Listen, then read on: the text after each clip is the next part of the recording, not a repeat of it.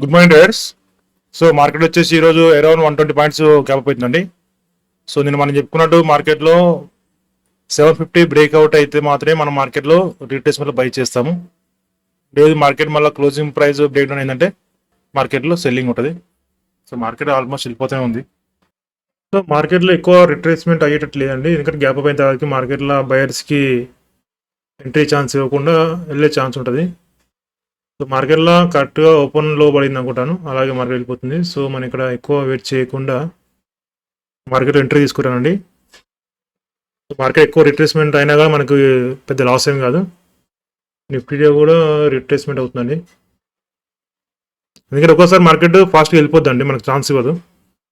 తర్వాత మనం తగ్గబడుతున్నాం కంటే మనకి ఇట్లా మన లాస్ అండర్లో ఉంది, మన రివార్డు కూడా దగ్గరలోనే ఉంది. మనం ఎక్కువ టైం వెయిట్ చేసిందంటే మనం అనుకున్న ప్రాఫిట్ ఇవ్వదండి, ఎందుకంటే ఈరోజు మార్కెట్ ఎక్స్పైరీ అయ్యేవాటికి టైం లీకేజ్ అన్నీ ఉంటాయి కాబట్టి మార్కెట్ క్విక్లీ మూమెంట్ వస్తుంది ఫాస్ట్గా.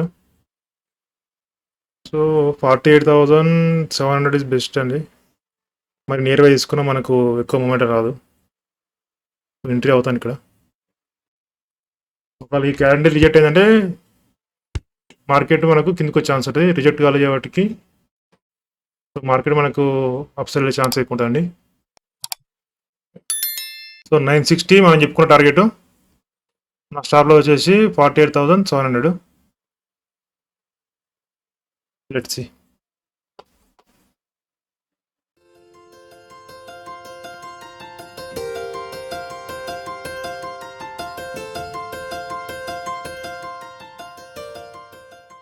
సో మార్కెట్లో నిఫ్టీ సపోర్ట్ చేయాలండి, పైకి వెళ్దామంటే బ్యాంక్ నిఫ్టీకి. సో అందుకే మార్కెట్ ఇక్కడ వెయిట్ చేస్తుంది, చూద్దాం. ఒకవేళ మార్కెట్ 48,800 బ్రేక్అవుట్ అయిన కింది కంటే ఎగ్జిట్ అయిపోదాం. సో మార్కెట్లో ఈరోజు ఎక్స్పైరీ అయ్యే వాటికి ప్రీమియమ్స్ చాలా టైం డీకే అవుతున్నాయండి, చూసారు ఇక్కడ నా ప్రాఫిట్. సో మార్కెట్లో అక్కడక్కడ ఉన్నా కానీ మార్కెట్లో టైం డీకే అయిపోతుంది.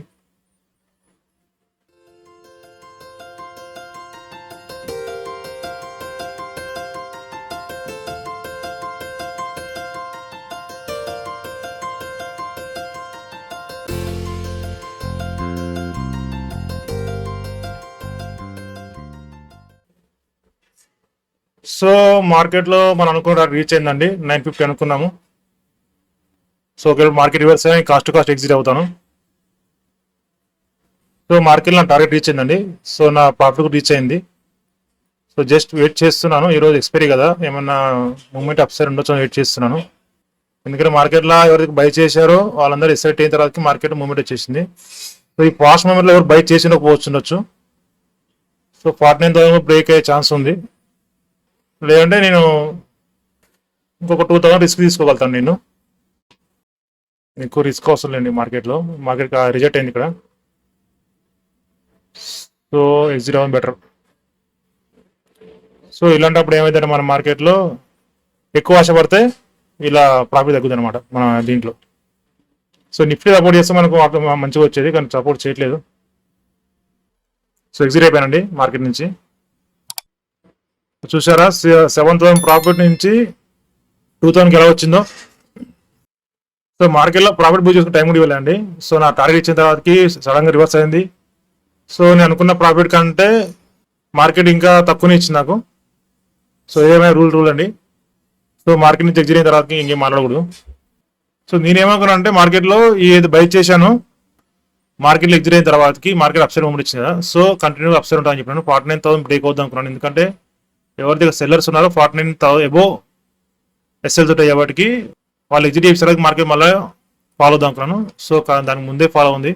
సో అందుకని ఎప్పుడైనా రౌండ్ నెంబర్ మనం పెట్టుకోకూడదండి టార్గెట్. అందుకే నేను ఎప్పుడు 950, 960 ఆ రేంజ్లో పెట్టుకుంటాను. సో అందుకే మార్కెట్లో అక్కడి నుంచే ఫాలో చూసారా. మన నిఫ్టీ కూడా సపోర్ట్ చేస్తుంటే మార్కెట్లో మంచి మూమెంట్ ఉండదండి బ్యాంక్ నిఫ్టీలో. సో నిన్న మనం చెప్పుకున్నట్టు మార్కెట్లో ఎవరైతే బై చేశారో వాళ్ళందరూ ఎగ్జిట్ అయి ఉంటారు. సో మార్కెట్లో గ్యాప్ అయిన తర్వాత 49,850 దాటిందంటే మార్కెట్లో నెక్స్ట్ వచ్చేసి 49,950 చెప్పాను. సో అదే జరిగింది. సో మన ప్రాఫిట్ కూడా బుక్ చేశాము. నా ప్రాఫిట్ వచ్చేసి 2,200 అండి. అంటే యాక్చువల్లీ మార్కెట్ 7,000కి వెళ్ళింది, 6,500కి వెళ్ళింది. సో మార్కెట్లో బుక్ చేస్తున్న లోపు మార్కెట్ రివర్స్ అయిందండి. సో నాకున్న టైంలో నేను బుక్ చేసిన ఇంతే ప్రాఫిట్. సో ఇవి ఎక్స్పైరీ అవ్వటికి ఎక్కువ రిస్క్ తీసుకోవాల్సుకోవాలండి. ఎందుకంటే ఎక్స్పైరీ రోజు ఎలా ఉంటుందో మీకు తెలిసిందే మార్కెట్.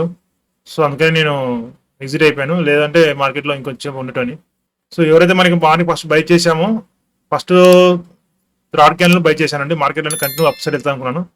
సో మార్కెట్ సెల్లర్స్ని యాడ్ చేసిన తర్వాతకి అరే మార్కెట్ మళ్ళీ కిందికి వెళ్తుంది అనుకొని మార్కెట్లో అప్ సైడ్ మూమెంట్ ఇచ్చింది. సో మా అనుకున్న టార్గెట్కి 960 రీచ్ అయితే మార్కెట్లో ఫాలో చేసిందండి. ఓకే, థ్యాంక్ యూ అండి, థ్యాంక్ యూ వెరీ మచ్. మళ్ళీ ఈరోజు ఈవినింగ్ కలుసుకుందాం రేపు అనాలిసిస్ గురించి. ఓకే, నా లైవ్ వీడియో మీకు నచ్చినట్టయితే, మీకు ఎంతో కొంత మీకు నాలెడ్జ్ గెయిన్ అవుతుంది అనుకుంటే లైక్ చేయండి, షేర్ చేయండి, సబ్స్క్రైబ్ చేయండి. థ్యాంక్ యూ అండి, బాయ్.